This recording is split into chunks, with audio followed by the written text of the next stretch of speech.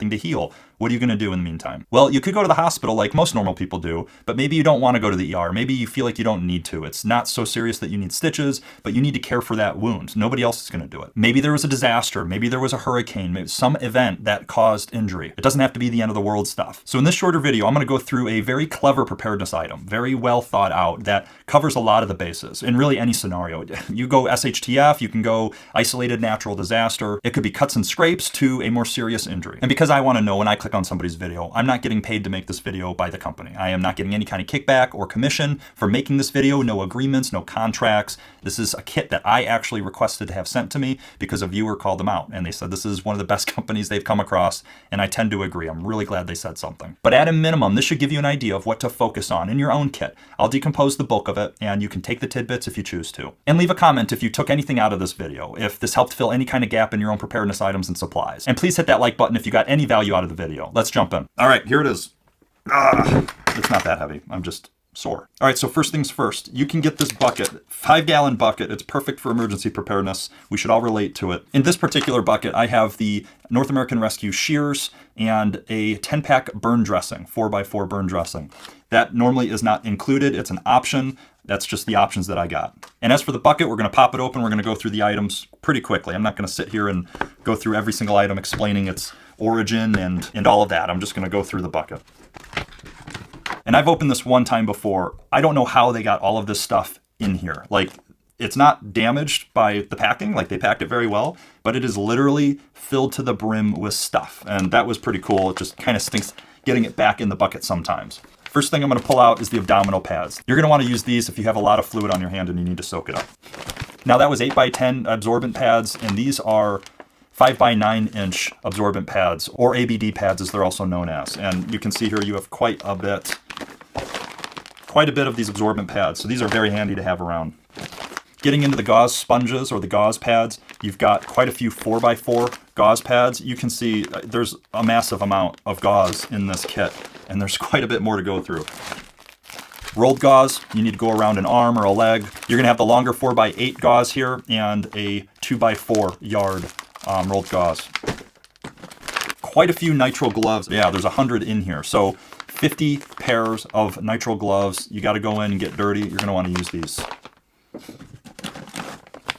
More gauze, and this is going to be 3x3 of the gauze pads. 2x2 gauze pads.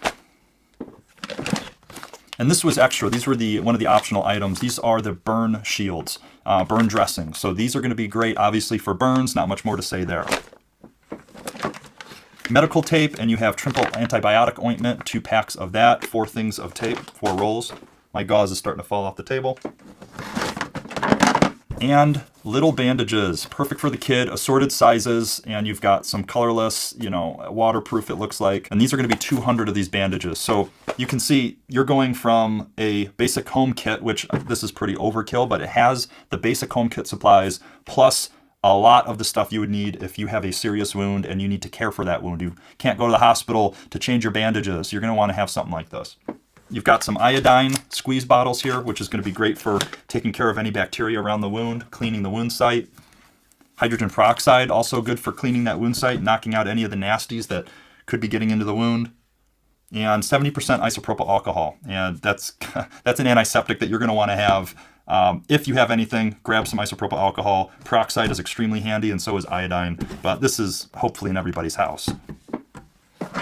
And the other optional item was the trauma shears. And this is North American Rescue. So again, you're going to be getting quality gear. Stick with something like North American Rescue. You cannot go wrong with these folks. And that's the bucket, folks. You just have a ton of medical supplies that you would be able to use. I'm going to make a pile here. As I said earlier, this is going to be the focus point for wound care. This covers all of the bases. You get hurt, you have to use your trauma pack to keep you alive in the event that there was a car accident, something happened, and you have bleeding, you need a tourniquet or a compression bandage.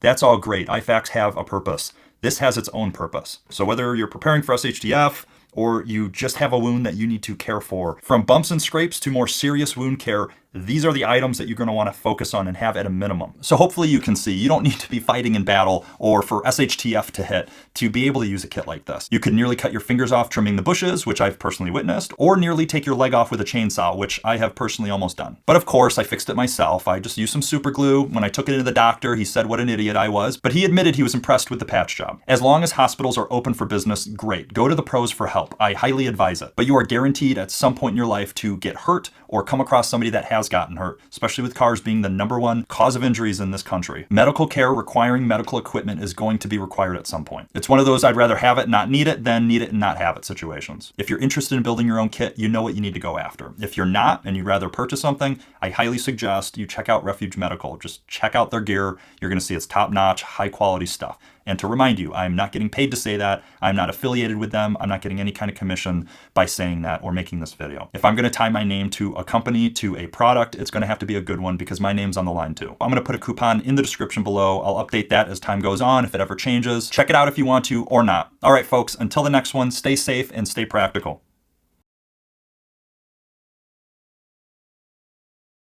Don't let this beef bar recipe be forgotten. It could save your life one day. Known as the original protein bar, pemmican is the ideal food for explorers, hikers, and adventure enthusiasts. It can last over 15 years unrefrigerated. So what happens when you melt fat with shredded meat? You get the most famous survival food to keep you alive in a crisis. Here's how to make pemmican. Dehydrate your beef in strips. If you're using your oven, leave the door open a crack for moisture to escape, or use a dehydrator. Once dried, place it in a food processor and grind it into powder. Render the beef tallow and pour the liquid over the powdered meat. Mix and form into bars. You can also add dried and ground blueberries to give it extra flavor. Just like pemmican, there are hundreds of recipes from our forefathers that could be lost to time. Don't let that happen. Discover natural homemade remedies, how to protect your family by stockpiling, and even more invaluable information by watching the free presentation.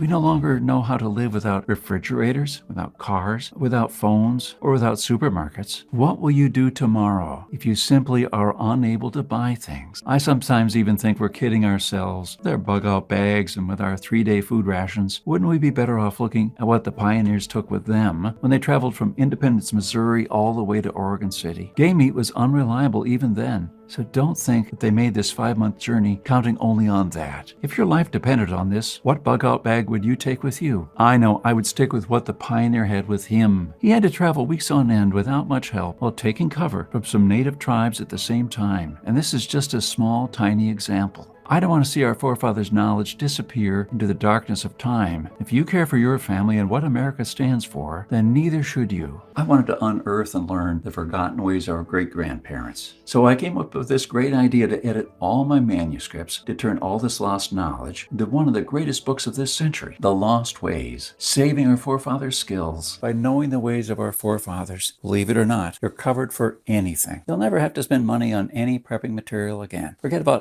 Usually it's the case where it's bug out bag this, bug out bag that. Not too many folks are talking about get home bags. And I'm gonna go a little bit smaller than that. What if I don't wanna carry a bag like this? I just want something small. My back's hurting. I just don't feel like carrying a backpack. But I want to be able to have the necessities, the things that I need for survival to get home. So I'm not talking a tent. I'm not talking 10 gallons of water I'm carrying on my back. This is the bare necessities to get home. It's gonna totally depend on where you live. It depends on what skill levels you have, etc., so on. For the keyboard commandos out there, I'm not saying this replaces a bug out bag or a get home bag, all right? This is a get home kit, if you will. Let's check it out. I was sick of taking individual items and throwing them in my pocket and carrying them with me in my coat, so I ended up putting together a little kit. And this is just, it's kind of a modular setup. I'm a modular kind of guy. Yes, and this is a diaper, don't ask. I've got everything I need to get home, plus some in this bag. I'll cover this in a later video. This is the kit I wanted to talk about today. This little kit fits in my coat pocket. It has everything I need to get a couple days, I'd say 3+ days, depending on the weather, seasons, etc., what's going on in the world, in my area. This could get me home and I could live off of this pack for quite some time. So that's the pack. I'm gonna give you guys a close up here. And inside the pack, I'm just gonna cover it, no specific order. Probably the least important is this Zebra headlight band that pairs with my flashlight, my Zebra flashlight. I've got a couple Olight. I've got more than a couple Olights. I've got Surefires. I'm a flashlight nut. If you're interested, want me to do some reviews on flashlights, let me know. I got probably all of them. This is a really good setup. My car breaks down, right? For all those folks that bought a $3,000 car in college and drove that thing till the piston blew through the engine, I'm one of those people. Pop the hood open on the vehicle or under the vehicle. I've had to replace brake lines while it was pouring rain and getting bit up by who knows how many mosquitoes. This came in handy almost every time. I'm able to turn it up or down, and obviously I can move the headband to move it sideways. If I needed to get home, this would be great. I do have options that have a red light, so if I wanted to be incognito and reduce my light exposure, I would be able to use and swap this out with any other kind of light. There is no water stored in this kit. This is a tiny little Maxpedition pouch. Nothing fancy. The bag's gonna last forever, I'm sure. The stuff inside, it's just helps me procure the things I need. It is not bringing in storage the stuff I need. Sawyer Mini. Love these things. I probably kept that company going myself just on the number of Sawyer Minis I have purchased. These are fantastic, amazing. If you use them in the middle of winter, just make sure you keep them close to your body. It'll keep it warm, keep the membrane from freezing and from cracking and destroying the membrane and compromising your filtration. With this, I also have a straw. I do not have the bag to store water. It looks like I took that out. So that's actually a good thing I'm making this video. I'm going to put that pouch back in, and that will be some storage of water right there in that little push bag that you have that comes with the Sawyer Mini. Worst case scenario, I brought the straw because if I need to get to a hard to reach area for some water between rocks, etc., I'm not going to be able to move these boulders. I have a little bit of distance, a few inches at least, of being able to go in and get some water, much needed water on the go, trying to get home. And again, guys, this is going to matter on what you're using it for. Are you retired? Are you working 40 miles from work, which is the case for me? You need to be able to have what you need to get home. I'm pretty far away, so I'm going to put that pouch in here because I'm working further away than I was when I put this pouch together. I'm going to have a pouch so I actually have some water storage, so I'm not... Say, did you know that every year Really happens when you bury a shipping container? Man, it was hard. It might sound like a good idea, but please don't ever try this unless you have at least $4,000 lying around and are prepared to work intensively for a whole month. And even if you build it, you'll soon find out that it was all for nothing. As you can see, the weight of the ground caused the curbside walls of the container to buckle in. Shipping containers can hold a lot of weight, but only on the corners, not on the sides. Here's a closer look. And don't forget about the water. What if the shipping container collapses and buries everyone inside? What if a secure shelter suddenly becomes a death trap for you and your entire family? Luckily, there's a better way.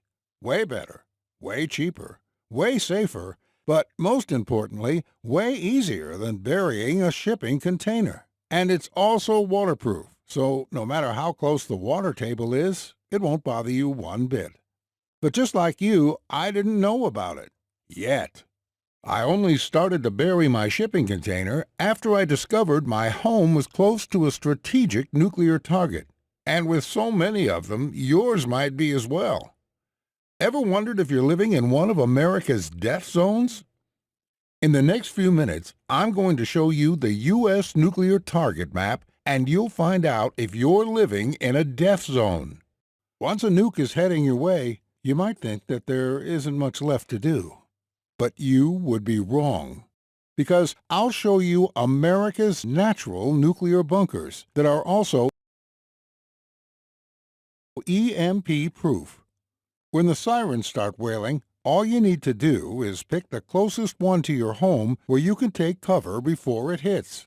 Sometimes, shelter is so close, but you have no clue about it. You could be sitting right on top of it this very second. That's the case in Detroit, where just 1,200 feet below the city, there's a salt mine outfitted with everything you need, and that could easily shelter the entire population of the city. Other cities like Houston and Cleveland are also situated over similar salt mines. In fact, every state has at least 5 natural nuclear bunkers, and I'm willing to bet at least one is within a life-saving distance from your house. But that's not all, because I'll show you an ingenious method of having a unique kind of root cellar in your backyard or under your house that is designed to also protect you from disasters like famines, hurricanes, EMPs, looters, tornadoes, bullets, and even fallout and radiation after a nuclear blast. Most importantly, it will preserve your water and food reserves year-round, just like your grandparents' root cellars. But it's a lot easier to build. In fact, it's the coolest thing I've ever added to my small backyard. My name is Tom Griffith. I'm a retired 60-year-old nuclear safeguard inspector, and I'm by no means a doomsday prepper. I do prepare, but the old-fashioned way, just like our grandparents did when they put aside some food each year for winter or hard times. Many years ago, when my hands became progressively stiffer with arthritis, I knew that bugging out was no longer an option for me. Leave that to the young people who are still able to deal with the many hardships of living isolated in the woods. And even for the young, this should be a last resort. Bugging out to live off the land is a fairy tale for most. What are you going to do when 10,000 other folks bug out to your part of the woods? Bye-bye game animals, fish, or edible plants. Or if someone assumes they will bug out to the country, we of the country are not going to be that welcoming of intruders on our property. Bugging out and not belonging to that area could get you killed quicker than any of the other reasons. Now, you probably don't consider your small neighborhood or dead-end street a community, but let some disaster happen, and you'll see humans come together for safety and support, at least in the beginning. Listen, even if you have only 2 weeks' worth of food and water at home, that is nothing to sneeze at. So my advice is to find a way to stay at home and bug in. Leave only if you really have to, and only after I've shown you where you can find the closest natural bunker to your home. Our grandparents had their root cellars, and not only did they have supplies for months there, but it was also a place to take shelter when a storm hit or in times of crisis. So I decided to find a simple way to have a root cellar where I can keep all my stockpiles and everything that I grow in my backyard without it spoiling, but also to serve as a shelter for me and my family, one that can withstand hurricanes, tornadoes, and even nuclear fallout. It also had to be hidden from looters after an EMP and supplies you with food and water in an economic crisis, safety during civil unrest, or anything else you can think of. While I did find other ways to make a root cellar or a bunker, they were all either too time-consuming or too expensive, $10,000 or more. That's when something really strange happened. One day, I saw my neighbor Jerry slowly climbing out from somewhere below his backyard. At first, I thought my eyes were playing tricks on me. But looking closely, I saw stairs leading into the ground and realized he must have built something, like a hidden basement. To say I was intrigued would be an understatement. Why? Jerry is a 70-year-old disabled war veteran living on a fixed income. He became a prisoner of war after stepping on a mine and losing his leg in Nam. For a whole year, he was taken from camp to camp and bunker to bunker and endured incredible hardships. Through forced labor, hunger, and constant beatings, Jerry found one thing to focus on to keep himself sane. He planned to escape one day and reveal all he had seen and learned during his captivity. One thing in particular caught his eye more than anything else: the bunkers being built with a speed and ease Jerry had never seen before. When he served in the U.S. Army, Jerry helped build the American bunkers, which took 5 men working for weeks to make and were quite exposed. The Vietnamese bunkers, on the other hand, were completely different. You see, the Viet Cong had become master builders because they were forced to adapt to some of the deadliest conditions known to man. They didn't have bricks or mortar, but they still managed to build underground shelters that were strong enough to withstand the constant pounding of powerful American bombs. This is where they kept all their food and tactical supplies. The Viet Cong bunkers were so efficient that the CIA estimated that for every 100 bombs dropped on the Ho Chi Minh Trail, just 1 North Vietnamese soldier died. On the day he was rescued, Jerry weighed 95 pounds at the most. He was so fragile they had to feed him through a tube for days. The intel he provided on enemy tactics ended up saving countless American lives, So the Army gave Jerry a medal and a plane ticket back to the U.S. While the war was soon over and American soldiers were happily returning to their families, for Jerry, the struggle continued. Things that most people take for granted don't come easy at all for Jerry. Losing his leg early in life meant he had to learn to do things differently, without hard physical work or breaking the bank. Jerry never complained about his disability and never asked for or expected help from anyone. He is truly a hero, but he never bragged about it. Instead, he is probably the most self-reliant man I know. What he built in his backyard was a unique kind of root cellar. But here comes the truly shocking part. It only took Jerry a week to get it done, on his own. When I went down the stairs, I felt as if I had traveled back in time, right to my grandfather's root cellar. While smaller, at probably 150 square feet, everything else was exactly the same. Even that old smell I missed so much. Jerry had all sorts of cans, rice, beans, and jerky hanging from the ceiling, but he also had modern supplies like Progresso soup, pasta, peanut butter, dry goods, candles, water bottles, meds, an AR-15, a really big ammo box, and a lot more that I'll tell you about soon. Jerry affectionately called it his life cellar, and I could really see why. This thing could keep you and your whole family alive for months, even years, with no outside help. He also improvised a homemade ventilation system. When I examined it closely, I realized that his so-called charcoal life vent would actually be able to filter out almost everything you can think of, including radioactive particles. By this point, I was dead curious to find out just how my one-legged old neighbor had achieved all this in one short week. A generous and kind man, in spite of the many horrors he had witnessed, Jerry smiled and offered to share everything he knew with me. The life cellar he had built in his backyard was a brilliant mix of three things. 1. Jerry had always wanted to have an old-fashioned root cellar just like his great-grandparents had. This is where they kept all their harvest from spoiling. They had healthy, nutritious food on their table year-round. The problem with this kind of root cellar is that they are quite flimsy and can become a death trap in anything more than a storm, and they are not that easy to build. 2. The second thing Jerry considered was the temporary American Army bunkers. They had a tactical advantage and provided safety from bullets, shock waves, and floods. More than that, they were made out of inexpensive materials. But on the other hand, they were exposed in plain sight and were not that easy to build either. 3. And the third most important part was the Viet Cong's secret method of building hidden, quick bunkers which were so easy to build that two people could build one in less than a day. They don't look like much from the outside because they blend in with the environment, but they are incredibly resilient to bombardment, grenades, and shelling. They also had a second exit so those inside would never get trapped, but they did not make use of good enough materials for these to last for more than a few short years. Jerry did something very sharp and inventive.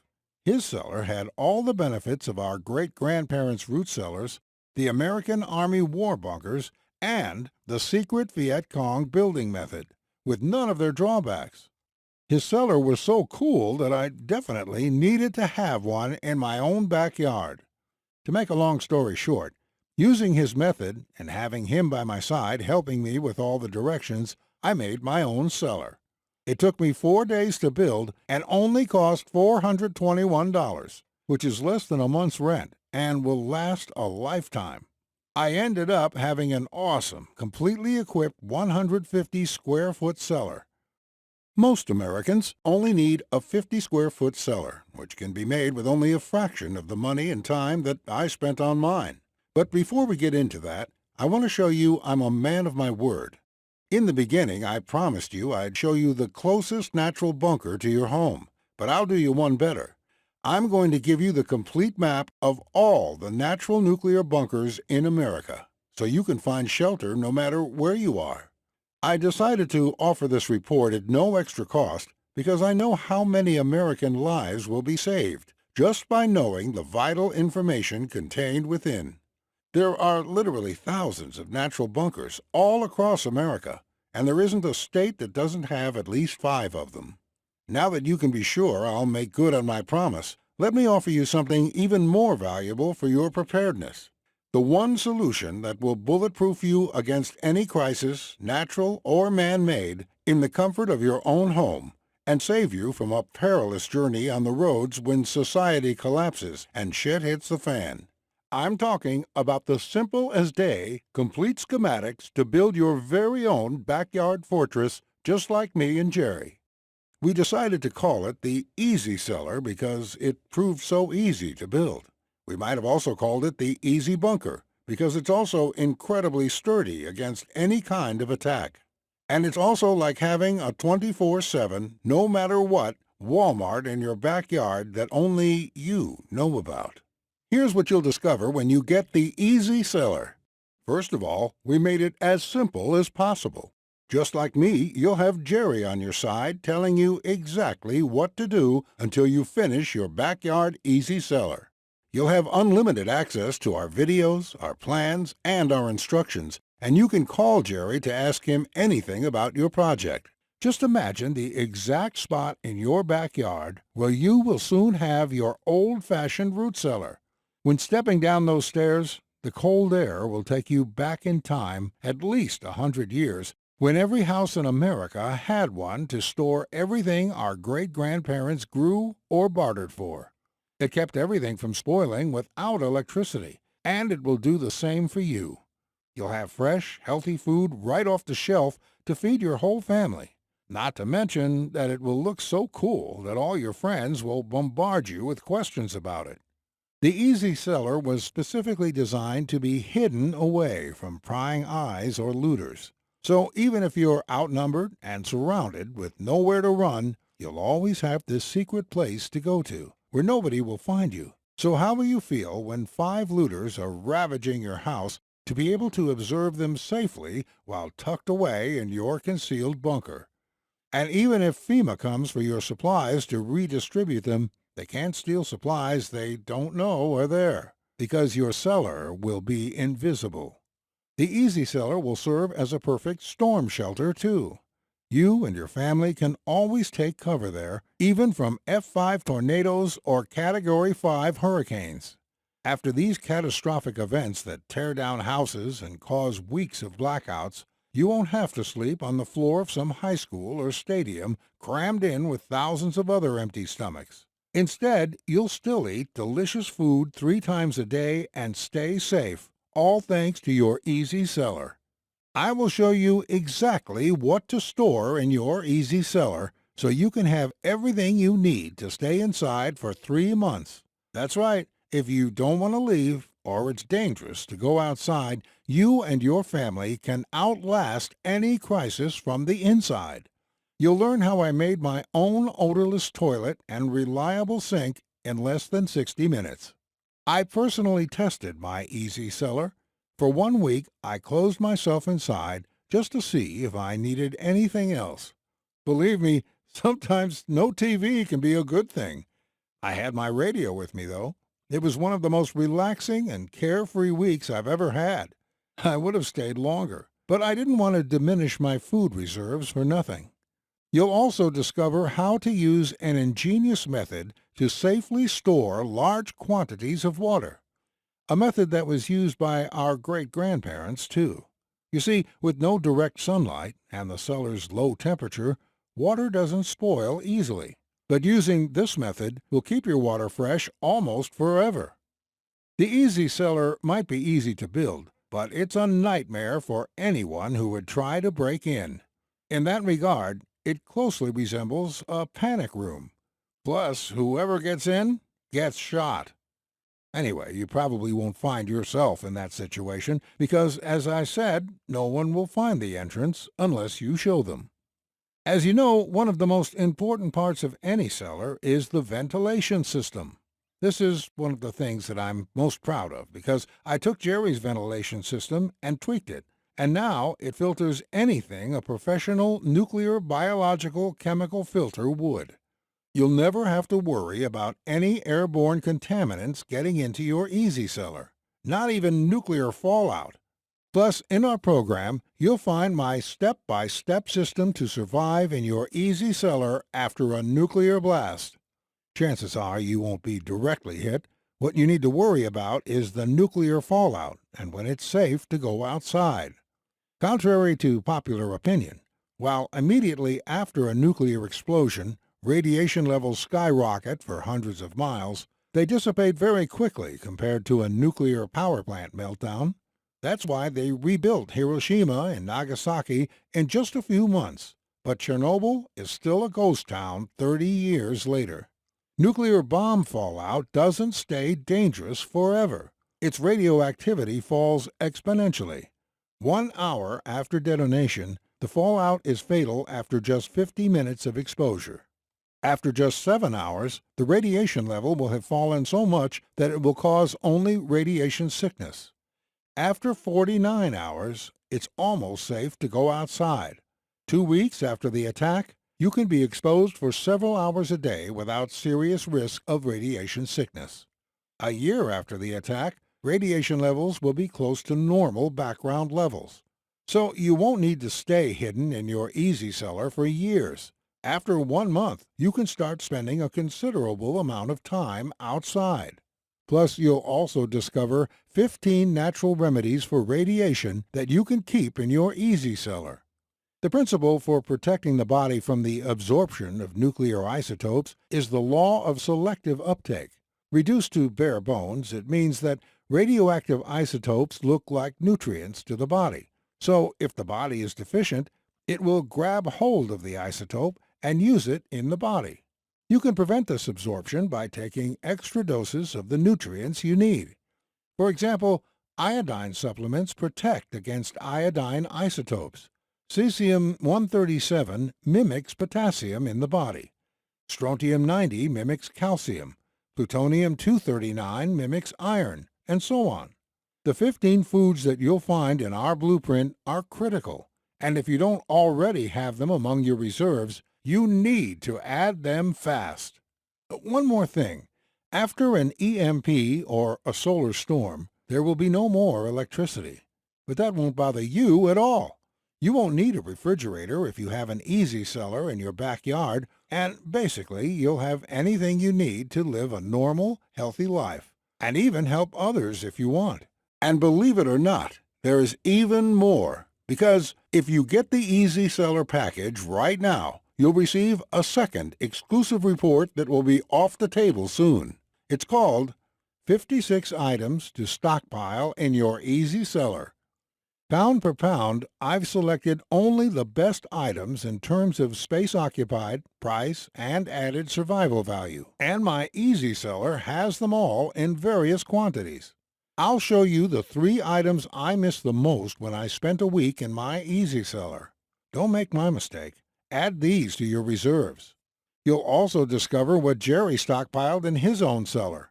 There are some items and foods that are more suited for a cellar and that never spoil in one.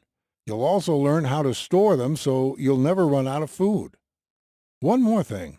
These 56 items are specifically for Americans who won't make it without the basics and can't spend a fortune trying.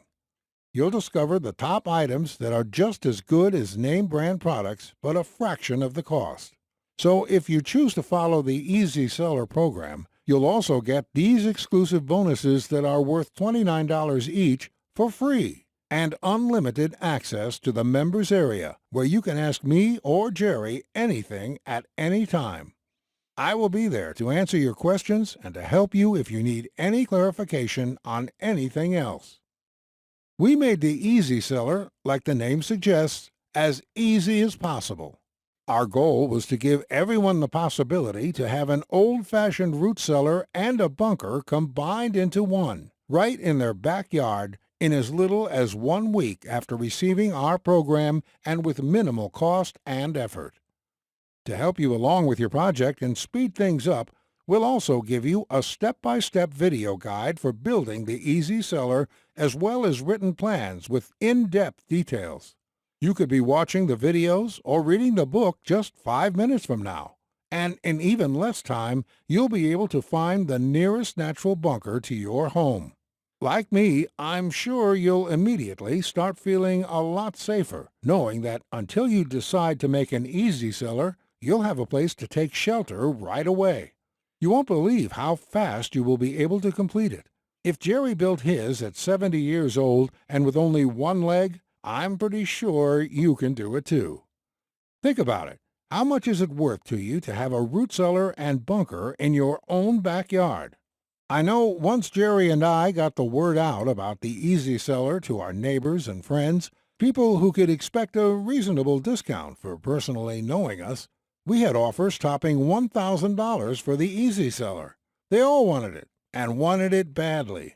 I guess they realized that even at that price, it would be a steal compared to the nuclear bunkers savvy businesses make a killing with on the internet, selling them for over $50,000 without providing any more protection than the Easy Cellar. And theirs aren't even that cool, because you'll also have a root cellar, just like our great-grandparents had over 100 years ago. Prepare for some jealous visitors. Jerry and I decided the Easy Cellar should be available to as many American families as possible. When lives are at stake, profit must take a back seat. So today, the entire Easy Cellar program and the 2 bonuses can be yours for the price of a T-shirt, just $37. But the only way to get it is to click on the button below. We will put the money to good use by offering quality support and continued assistance to everyone who needs help along the way. The way I see it, you have 3 options here. You can ignore my message and hope that things will get better and that a crisis will never strike America. No problem. If you think that America is too powerful to collapse, this is what the Romans thought, as well as the Nazis, Napoleon's French Empire, and the Soviet Union. They thought they were invincible, but they all collapsed in the end. We need to get used to the idea that the U.S. won't be the world's only superpower at some point. But the only way to postpone that moment and to make America less vulnerable to crisis is for we, the people, to be more self-sufficient and less dependent on the government. Because if we as individuals are less vulnerable in a crisis, America is too. Our great-grandparents were, and this is why America is great now. But we are raising a generation of spoiled kids that will starve to death without a nearby Walmart. You can also buy a shipping container and bury it, but you've already seen what happens when you do that.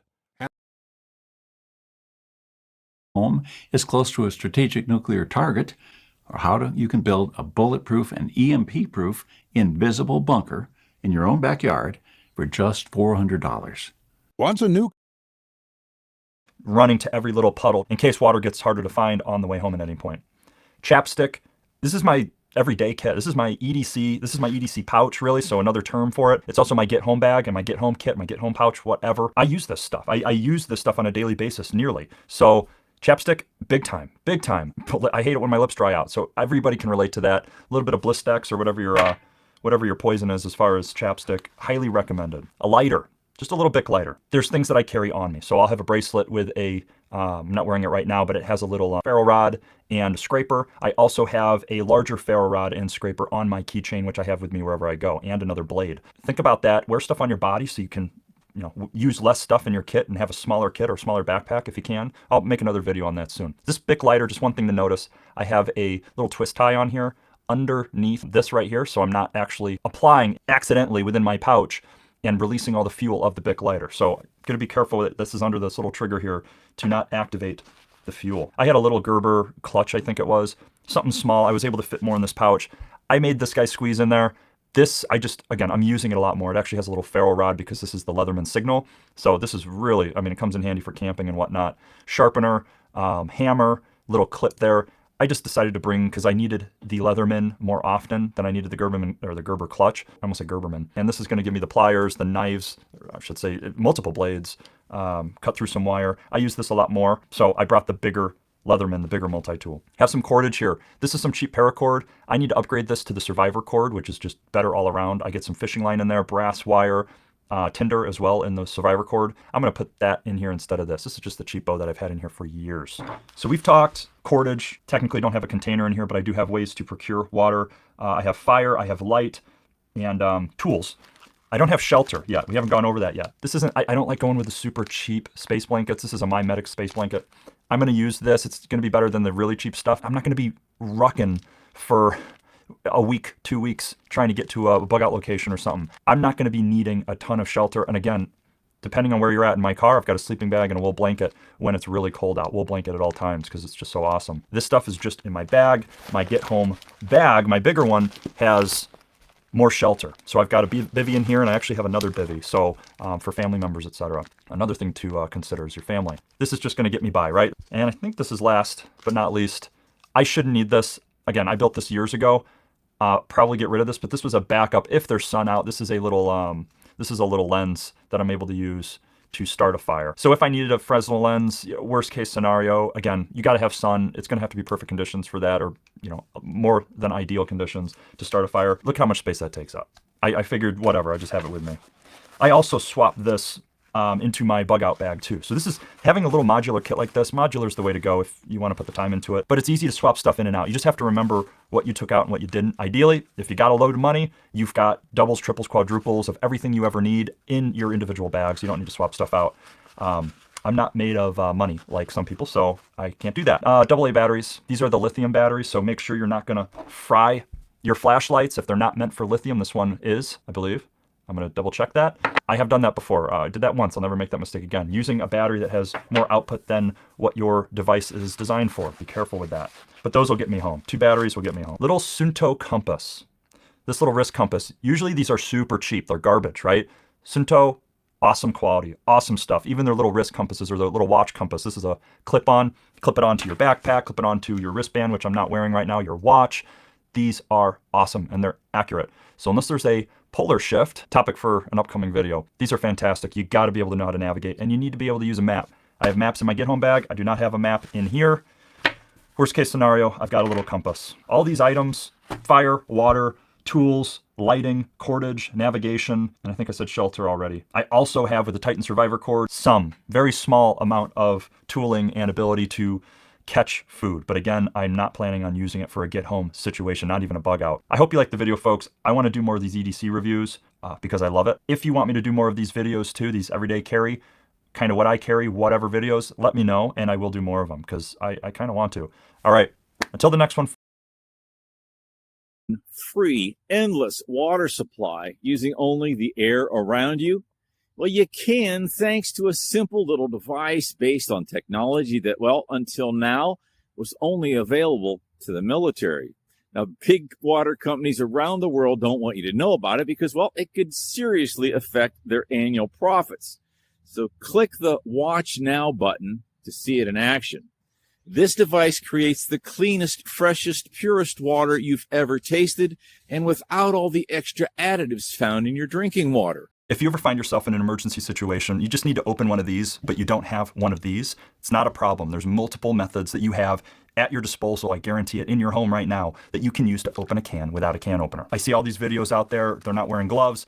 I would not want to get a massive laceration because of a can in the middle of an emergency, a disaster, whatever the case. So just keep that in mind. If you like the video, you want to see more of these types of how-tos and DIY videos, hit that like, let me know in the comments. Let's dive in. So my first opening a little bigger by using the hole we just made and cranking the can open, just like you would a can opener. And when I get it open enough, I'm going to pry it open using the spoon, not my fingers. This is going to be very sharp at this point.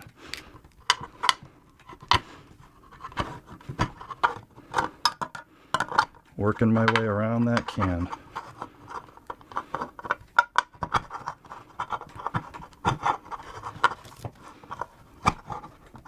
So you can see it's slow going, and in this case, I've got this much of an opening. Continue using this method until you work all the way around the can. Highly, highly recommended to wear gloves because the more you open this can up, the more the can lid is going to want to prop up, and this is very sharp. So at this point, I'm just going to take the spoon, and you can open that lid enough to even get your spoon in there and start eating out of it, or pour that into another bowl of some kind or onto your table. Another great method opening a can without a can opener is to use a knife. And this is just any old small kitchen knife. I'm gonna get my gloves, be very careful with this. I'm going to poke holes essentially into and around the can. Same spot that we did with the spoon, only I'm gonna work my way around poking holes into that can.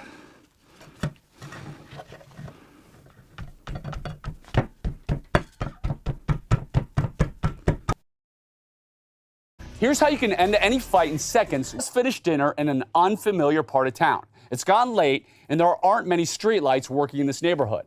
You're walking back to your car when a dark figure steps out of the shadows. Immediately, he's in front of you, blocking your path. It's then that you notice he's holding a long knife. His shaky hands give him away as a junkie, someone who would do anything for his next drug fix. He leans in close to you and snarls, "Give me all your money." His knife is pointed at your stomach, and he's completely caught off guard by what happens next. Your first move is so smooth, he never sees it coming. Immediately, he's disoriented and blinded. That's when your second move leaves him doubled over and gasping for air. He's in so much pain, he drops the knife to the sidewalk. And he's not even looking at you when your third and final move sends him down to the ground with a thud. You keep on walking to your car, you're not even out of breath.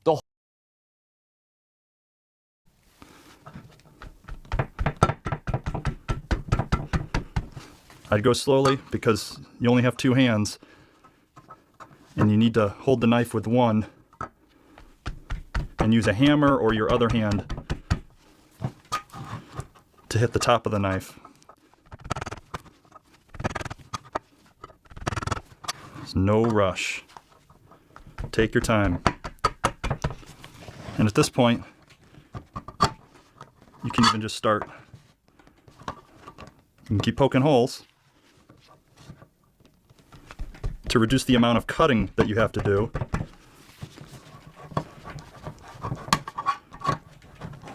But I would use instead of a pulling motion where you're just kind of working your way really forcefully to try to cut through the can vertically, don't do that. Just take your knife and then really leverage that knife and pull that up.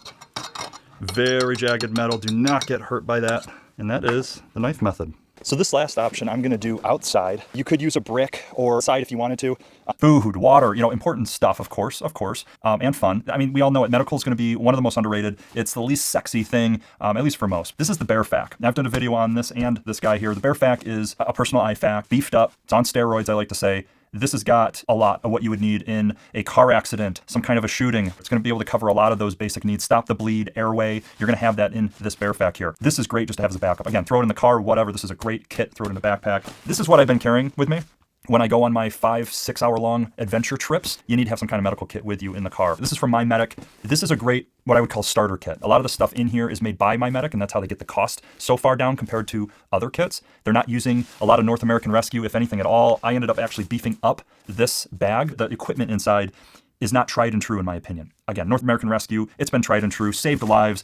It's good stuff, quality, it's been proven. The same can't be said necessarily about the stuff in this kit. At least that's my take on it. Not bad, some kind of combo like this. You've got a bigger kit for home, you've got something that's more portable on the larger side, but it is going to do the trick. There is nothing more that I could ask from this bag. It's not gonna fit in your pocket, number one. It's going to be a really good home kit. Adventure, it's called the Adventure Kit. This is the Adventure 2.0 from Refuge Medical. This is gonna be what you wanna throw in the car. I am not near a hospital. I have to be able to take care of myself, take care of my family, help somebody on the side of the road. This is gonna have everything. And I almost said Bear Grylls. Bear from Bear Independent, who is the founder, the creator of Refuge Medical, as I understand it, the company. He likes to say that this is the boo-boo to bullet holes to broken bones. This covers all of it, right? So it's got the splints, it's got the gauze, it's got the stop the bleed suture kits, nasopharyngeals, it's got everything. So let's stop talking and crack this thing open. All right, so first things first, this is compartmentalized. So everything in this kit is going to be split up, packaged separately, easy to replace. If this kit is used to save a life, they will replace anything that is used to save that life, whatever you use to do so, they replace it free of charge. So that's pretty cool. He's building the bags too. So they're very high quality bags. If anything happens to the bag, he replaces it as well. So you've got IBD pads. So you've got some highly absorbent pads in here. Looks like you got the chest seals. So these are going to be sucking chest wounds. You're going to slap these on some kind of a bullet hole. It doesn't have to be a puncture of some kind.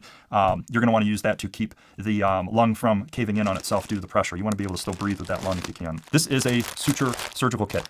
Bear is breaking these up and compartmentalizing. You've got gauze, different smaller gauze assortments in here. Because it's a surgical kit, you have, I believe, 20 sutures, 4 different sizes, and a drape. So a surgical drape. And the forceps, whatever you're going to need, hemostats to perform some kind of a smaller surgery or put some stitches in. You got gauze sponges here. Going to have some more absorbent stuff. The IVD pads are the most absorbent pads in here that I've seen. You've got eye shields, eye pads. Not a lot of kids have those. And if you end up screwing up your eye and you're not near a hospital or you're on your way to one, it's nice to have those. Sharp shuttle. So for all the sharp devices that you're done using, you don't want to have that just laying around in the bag. Benadryl and anti-diarrheal that North American Rescue Shears. He's not skimping on this stuff. There is no cheap piece of equipment in his kits. You got the small assortments, iodine, alcohol prep pads, burn gels, more antiseptic. More, you got antibiotic in there. So most of your ointments that you're going to need in an assortment pack right here. Ace bandage, which is going to be great for the SAM splint. High quality stuff. You got a broken bone. You need to keep a limb from moving because you are worried about it being broken, but you don't quite know. This is going to keep that still. Use the Ace bandage to help wrap that down and keep it sturdy so it's not moving around. You're not causing more damage to the site. Self-adhesion wrap. So this is going to be great. Again, kind of like that Ace bandage. So sitting right in the back, you've got 2 sections here. You have easily accessible trauma pack. This is going to have everything you need. More eye shields, quick clot. Eye shields, quick clot. You got some bandages and even an emergency blanket. Gloves, so you don't get any juices on you don't want. Let's open it up. Nice. Yep, so you got the Z-fold. This is great for, bullet holes, punctures too. If you need to stuff this gauze down into the wound, you don't have like C-locks on you or something. Emergency blanket. More gauze, bigger gauze pads. You got some bandage rolls, so gauze bandage rolls. It's going to be stuff that's going to stop the bleeding. What's really going to stop if you have an issue with your limb. So this actually isn't the cat tourniquet. This is the soft tourniquet. These are going to be nice. I carry one of these in my car from TACMed. Quality stuff. So they usually carry cats and put those in their kits. I'm surprised to not see the cat. Maybe they were out of them, but great tourniquet. I am definitely not going to ding this thing. More stop the bleed. We've got an Esmark bandage from TACMed and an Olays bandage. So between these 3, you're going to have the Olays bandage, the soft tourniquet, and the Esmark bandage. These are going to be things you're going to want to go to stop heavy bleeding. And I missed this behind the trauma pack. You've got some burn gel here, some burn shields, emergency Sharpie, emergency Sharpie. And just when you think the pack is empty, on the other side of the pack, you have this elastic compartment here. You've got some over-the-counter Motrin, fever reducers, pain relievers. Good stuff there. Nice to have. Antibiotic, triple antibiotic, hydrocortisone, rehydration salts. So if you or somebody is dehydrated and you need to mix this with water, that'll get you back with your electrolytes. Splinter remover, glucose. So if you've got somebody with the diabetic, you've got somebody with blood sugar issues. Surgical tape, and not the cheap stuff. Gloves from North American Rescue, 2 sets. Duct tape, always handy. And the rest of the bag we have, if you didn't want to or didn't need to use sutures, you would be able to use these closure strips. So this is going to be a great alternative to sticking a needle in you. And if you don't have practice, I don't want you sticking a needle in me. More steri strips here, 2 sizes. And Band-Aids. So this is the boo-boo part of the bag that Bear always talks about. So all in all, guys, this is just going to be a great all-around, really what the bag is called, adventure kit. So it's not too big, it's not too small. It has, as you can see, literally a little bit of everything. I would say enough of everything. You've got the trauma. That's my big thing, right? Especially driving around so much. If I need to help somebody, help myself, help a family member, God forbid an accident, that's the first thing I'm going to. You've got the tourniquet, which should be staged and ready to just grab. You're not dealing with the wrapping. So this is going to be coming out of here and getting staged. Get rid of headaches and stuff, burn dressing, broken bones. It's going to get you to a hospital, okay? I'm really excited for this kit because, again, I do a lot of traveling. It just makes me feel better knowing I have high quality medical equipment in the kit, in the bag, in the car, wherever I need to go. So I tested it yesterday. My 10% off coupon still works, the discount code, whatever you want to call it. I don't get any kind of commission or kickback on that. They're not sending me a check. They have not paid me to say any of the stuff I've said here. So North American Rescue, TACMed, there's nothing to justify.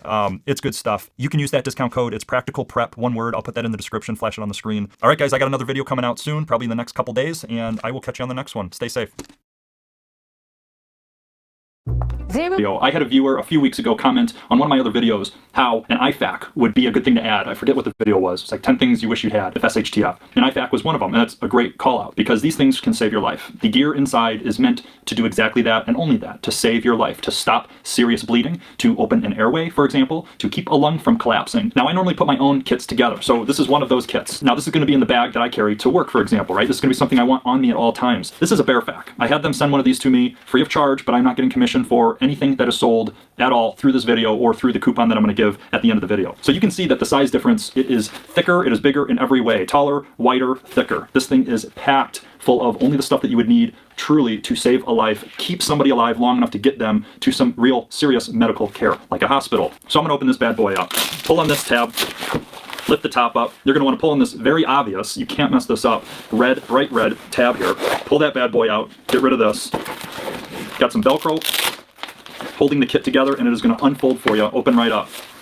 Then this is the kit, right? So things aren't falling out, they're all strapped in, which I really like. I briefly looked at this once, so I'm going to be going through this with you in detail for the first time. You've got some tape.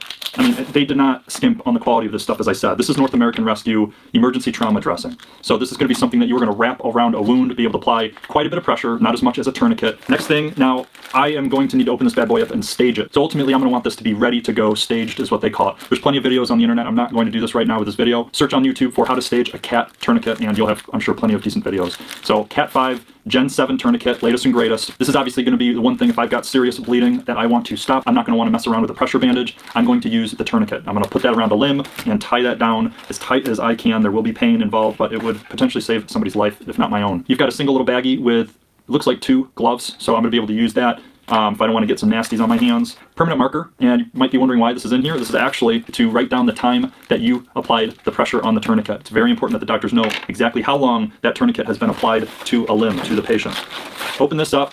Very familiar with these high fin vents, good stuff. There's a 2-pack. These will keep the lung from potentially collapsing if there was a puncture of the lung. You've got blood, fluid, air filling up around outside of the lung. There's a sac. It will collapse the lung and it will become harder and harder to breathe. Some lubricant jelly with a nasopharyngeal airway, and this is a size 28. So this is nice to have. This is going to allow me to open an airway, or at least maintain one if I had to. So these are handy to have. So these are abdominal pads, and they're not just meant to be applied to your abdomen, right? These are ABD pads. These are meant to absorb a heck of a lot of fluid, blood, whatever it is. They're meant for very large wounds or just soaking in as much of that fluid as possible. And you've got a Burn Tech first aid for burns. So this is a burn dressing, pretty self-explanatory. And you have got some North American Rescue shears here. Obviously cut off some clothing, whatever you really need to use it. These are not just typical scissors. This is meant for emergencies only. Going into the other half of the pouch here,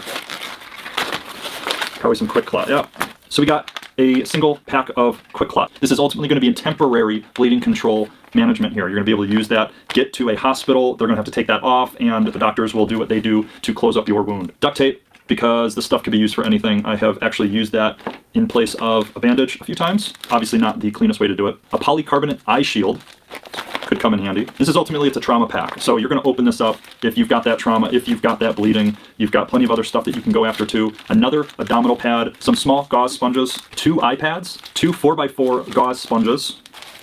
The others were 2x2, so half the size. 6 antiseptic wipes. So this is a real space saver. This is a compressed gauze. This is a 4.5 by 4 yards stretched fluff bandage roll. So just another way to soak up fluids if you've got some heavy bleeding. This is just another thing you can lay on top of that wound. North American Rescue survival blanket. This could come in handy. It's not just bugging out, surviving. You know, you got no sleeping bag. It's a cold night. This can really help with a hypothermic patient. You're going to have plenty of uses for something like this too. I've even read you can make tourniquets and, collect water. There's other survival uses for it. And the last 2 items, premium stretch bandage. This is going to be another way outside of that pressure bandage that you would be able to wrap, hold down a Quick Clot, hold down some of this gauze on the wound. This is going to be something that you're going to be able to try to keep that gauze in place while you are in transport trying to get to a hospital or elevated care. Just like the duct tape, this thing, triangular bandage, has so many uses. You probably see this be used mostly for a sling. Let's say you hurt your arm, broke an arm. You can use this to wrap a splint, a broken bone. You can even use this as you would any other bandage to hold down the gauze on top of a wound, etc., so on, right? This is going to have a ton of use cases. It's got 2 little safety pins in there to keep it in place too.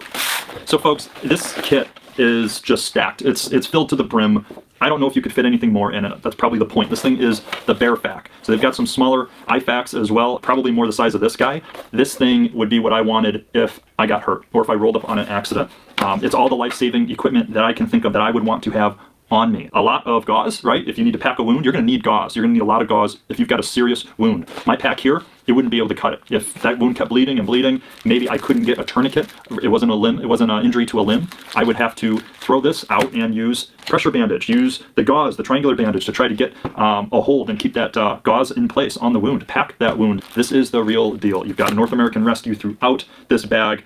The only thing I don't see a brand on is the duct tape. This is one of the biggest IFACs that I have seen, definitely the biggest that I have put my hands on. I have not put anything together, again, nearly the size of this thing. This is a beast, so calling it a Bearfac is truly fitting. You could put something like this together yourself. I don't know what pack you would use. Again, I'm used to using the smaller ones, and you would have to find all this stuff, put it together yourself. If you don't want to deal with that, you just want to get something, I highly recommend out of any IFAC I have come across, folks. I've come across a few. This is a serious kit. This is meant to save lives. There are up to 45 lives saved on all of their kits, as far as I'm aware. They're up to 45. I heard an update yesterday. So props to you guys. Thanks for sending this out. I'm going to have a coupon up on the top here, so you'll be able to use that. It's 10% off Practical Prep. You just put that in when you get your cart together at refugemedical.com. Again, I'm not getting a commission for any of this stuff. There's no share a sale affiliate or anything like that I signed up for with this company. So good stuff. I got nothing to gain out of giving it such a great review. I hope, guys, you take the medical stuff seriously. If you do not have medical equipment, get it. Please get yourself some medical equipment, at least something like an individual first aid kit or an IFAK. You want to go level up, get a Bearfax, something like this. And as always, training, folks. This is no good to you if you don't know how to use it. All right, folks, I'll have another video out for you next week. Hope you liked this video. If you liked it, please give a thumbs up. Subscribe if you want to see more videos like this. Don't delay on the medical. I'll catch you next time. Stay practical.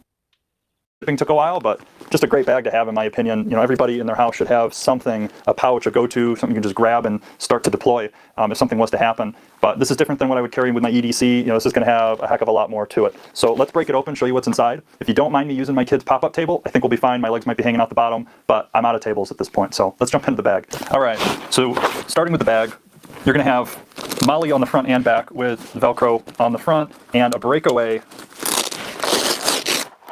Velcro.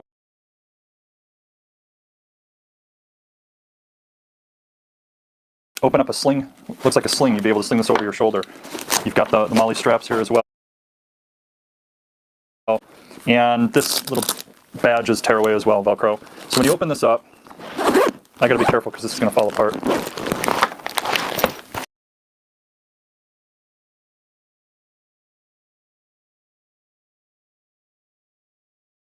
This is what you get. You're gonna have a couple of tearaway kits that I'll get to in a minute. So if we start with this side, kits, just because I didn't think I had enough gauze in here, and some compression bandages. Got 3 of those. 2 of them came with. I added the 3rd to be able to apply some pressure. A rat tourniquet. There probably wasn't enough room for a cat in here, so I'm probably going to replace this with a cat, but it's nice to have one nonetheless. Space blanket. A couple of those came with the kit. I dispersed some of these to make room for some other things. You'll see they have like the paracord here. You know, they've got a preparedness kind of mindset and tweak to the bag, which I really liked about it too. A emergency pressure bandage, so similar to what like an Israeli bandage is going to do for you. You know, this is nice to have if you've got some heavy bleeding. Glucose, so if you need to get that into somebody's system to bring them back if they're diabetic. Under here, you've got a burn kit. So I added this one on top of this burn kit. This is what came with it, with some burn shields, they call them. And I hate burns. They're nasty. You know, it happens a lot, especially with kids. So I got some extra of that. Gauze pads, quite a few of them in here. That's everything that's in this bag is just a bunch of gauze pads. And I didn't realize until now it did come with a gauze bandage. So I actually have 4 bandages, but that's okay. Just a light stick. I probably will never use this, but it's kind of nice to have, right? I do have that flashlight as well. These are some nylon sutures. I added this to the bag, I believe. This came from my medic, but I added it to the bag. Kind of a custom configuration. Just nice to have. A couple chest seals. You know, I'm not going to trust these more than the Hyphens that I have and that I carry with me everywhere, but there's 4 in each, which is kind of nice. Quick Clot. We also have a cold pack. You know, this is going to be nice, one-time use. Once you pop this little bag inside, you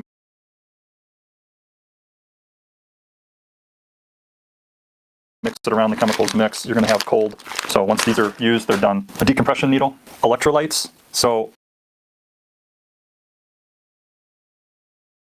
if you are not hydrated properly, you're not getting the electrolytes, you're going to lose all of that unless you replenish them. You're going to have some problems. So these tablets are really nice to have. I have that in my everyday carry bag as well. Miscellaneous tools, thermometers, light with a pupil gauge, tweezers, some miscellaneous medical instruments. Triangular bandage. These are great for just many things, but I would probably use this as a sling more than anything else. Eye wash. So if you get something in your eye, which happens to me all the time working on vehicles and whatnot, this is great to have around. Medical shears if you need to cut clothing or other things, bandages, etc. Got some tape. This is a splint, so you'd be able to splint your arm or leg, you know, one of your limbs if something was to happen. I don't know how durable this is going to be, but it's better than nothing. And some elastic bandages. Love these things. Reusable if you don't get them covered in blood, of course. Great to have. Airway kit with some adapters here. I got this extra, did pay extra for it, but I do know how to use these. and hopefully wouldn't need them, but have them if you do. I recommend training on these. Don't just wing it. You're sticking a tube down somebody's throat or through their nose. It's not something you just want to wing. Miscellaneous band-aids here, different sizes, some butterfly bandages. You know, I just threw these in here. They did not come with the kit, and that's because I have kids. Lots of little cuts and scrapes. I am not going to know how all this goes back together. I'll have to watch my own video. So this is a tearaway kit I was telling you about. This is a stop the bleed kit.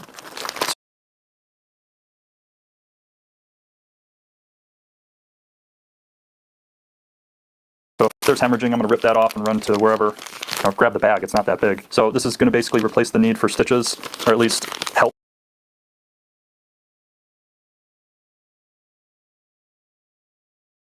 To stop the bleeding until you can get some stitches, get to a hospital. Nitrile gloves, and a bandage kit. So probably have my